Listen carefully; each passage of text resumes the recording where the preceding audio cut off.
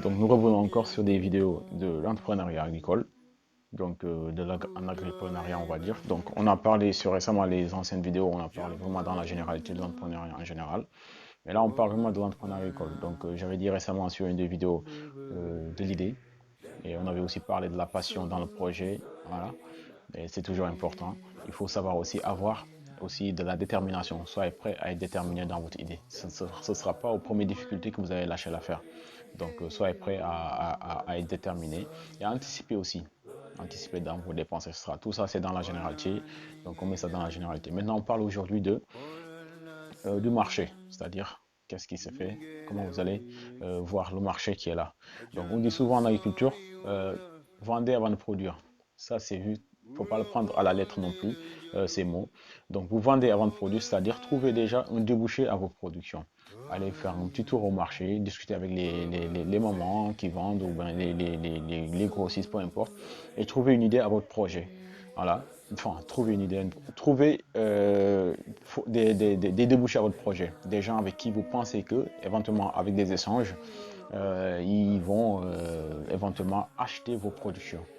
Mais si vous voulez d'abord produire et ensuite mettre la pollution là et aller la chercher, même déjà mettre là la pollution, c'est pas la pollution qui va vous attendre. Donc c'est soit ça pourrit, soit vous allez la vendre à une période où le marché est assez saturé sur cette production et que vous n'avez pas au préalable une clientèle déjà fixe qui va vouloir acheter ça. Donc vous arrivez à une période où le marché est inondé, donc vous êtes obligé de casser vos prix pour pouvoir vous en sortir. Sinon vous ne vous en sortez pas.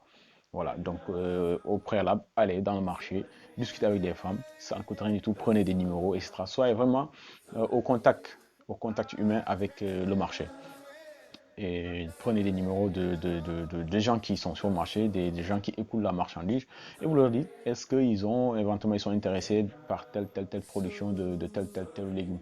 Par exemple, on va dire, vous allez voir une dame, vous dites, bah, moi, je vais faire du poivron, et d'ici 3 mois, je dois avoir du poivron, donc j'aimerais bien savoir éventuellement, est-ce que vous m'achèterez mes poivrons, ou bien est-ce que je peux vous donner ça pour vous écouler. Bah, il vous dit, bah, super bien, moi, je n'attends que ça, j'ai des clients, voilà. Donc vous êtes au moins sûr qu'il y a quelqu'un qui va vous acheter. Et cette relation, il va falloir aussi l'entretenir. C'est-à-dire, c'est pas juste venir une fois et dire à la personne que vous voulez juste qu'elle vous revende vos productions, que voilà, il va falloir entretenir ça. Ça, c'est le côté humain pour que la personne vous prête attention à vous et qu'elle vous calcule dans le futur. Comme ça, quand vous allez amener vos productions, bah voilà. Sinon, entre deux, il y aura une autre personne qui va être là, plus tactile, qui va venir de temps en temps passer, dire bonjour à la personne qui va revendre ses productions, voir comment elle va, prendre des nouvelles un petit peu du marché de par-ci, par-là. Ça, c'est du contact humain. Plus la personne est, vous avez des affinités avec cette personne, plus facilement vous allez, elle va vous, enfin, elle peut être votre client, elle peut être votre client. Donc c'est cette partie-là qu'il faut travailler. Travaille aussi sur les habitudes alimentaires. C'est-à-dire si vous voulez aujourd'hui venir proposer du poivron, du poivron violet, hein, donc dans le marché, concrètement, est-ce que c'est une habitude alimentaire des gens ou pas? Ou bien par exemple, à quelque chose de plus bizarre, vous voulez proposer une autre production, une autre culture. Est-ce que c'est dans l'habitude alimentaire des gens? Non. Et dans ce cas-là, si vous voulez amener une innovation dans les cultures, il va falloir faire plus ou moins une étude de marché approfondie, mais surtout au niveau du comportement clientèle. C'est-à-dire essayer de voir dans votre entourage des familles aux alentours, le proposer éventuellement, même si vous avez des échantillons, vous le proposez pour voir le retour par rapport à votre production ou bien à cette nouvelle variété de produits qui vont, c'est-à-dire comme par exemple des salades violettes. Hein. Au Sénégal, ils vont plus ou moins des salades vertes. Mais si vous venez proposer cela comme ça du jour au lendemain sans avoir au préalable eu un retour de quelles sont les habitudes alimentaires de ces familles, éventuellement à quelle fréquence ces gens-là vont manger, etc. S'ils vont manger ça une fois dans le mois, bah, ça va être compliqué, ça va être très saturé très vite. Donc c'est plus ou moins des choses comme ça. Donc, quand on veut se permettre d'innover dans le marché, il va falloir aussi aller encore plus profondément. Quand on veut vendre, on peut vendre directement ça. Mais après ça, il faut maintenant choisir, hein, choisir sur quelle stratégie de vente on va se placer. Voilà. Donc, c'est-à-dire, si je vous dis, il faut voir sur quelle stratégie de vente se placer, c'est-à-dire, il faudra au préalable aussi avoir eu plusieurs personnes de contact ou bien plusieurs clients qui vont vous écouler votre production. Maintenant, il y a ces deux versions, trois même parfois. Il y a des gens qui font du circuit court. c'est-à-dire pour vendre leurs produits. Là, on passe vraiment au produit, du marché au produit.